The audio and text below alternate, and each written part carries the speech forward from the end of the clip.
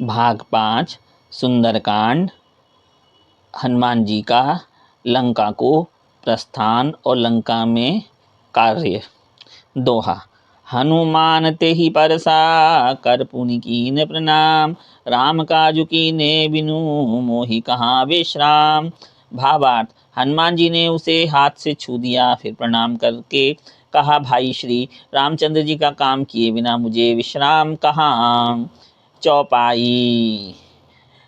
जात पवन सुत देवन देखा, जाने कहु बल बुद्धि विशेषा, सुरसा नाम अहिन के माता, पठइन आई कही तेहि माता। भावार्थ।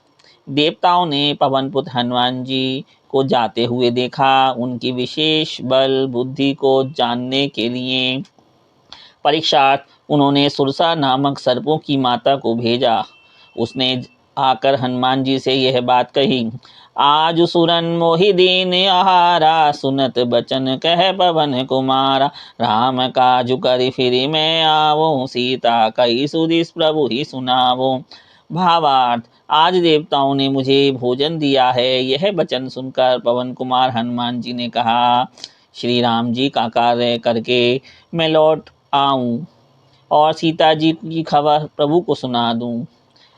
तब तब बदन बैठी हूँ जा आई, तब तब बदन बैठी हूँ आई, सत्य कहूँ मोहि जान दे माई, कब ने हूँ जतन दे नहीं जाना, ग्रस सिन मोहि कहु हनुमाना। भावार्थ। तब मैं आकर तुम्हारे मुंह में घुस जाऊंगा, तुम मुझे खा लेना। हे माता, मैं सत्य कहता हूँ, अभी मुझे जाने दें। जब किसी भी उपाय से उसने जाने नहीं दिया, तब हनुमान जी ने कहा, तो फिर मुझे खा लेना।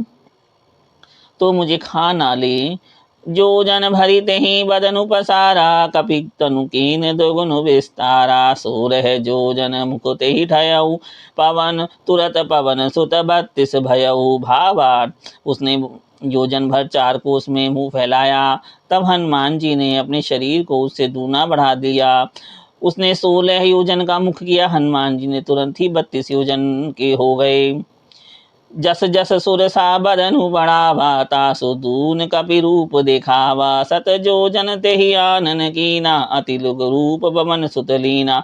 भावार्थ। जैसे जैसे सुरसा मुख का विस्तार कर बढ़ाती थी, हनुमान जी उसका दूना रूप दिखलाते थे। उसने 100 योजन 400 कोस का मुख किया, तब हनुमान जी ने बहुत ही छोटा रूप धारण कर लिया।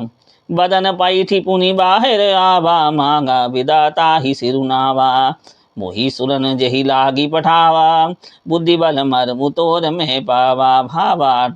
और उसके मुख में घुसकर तुरंत फिर बाहर निकल आए और उसे सिर नवाकर विदा मांगने लगे। उसने कहा, मैंने तुम्हारे बुद्धि बल का भेद पा लिया, जिसके लिए देवताओं ने मुझे भेजा था। जय श्री राम।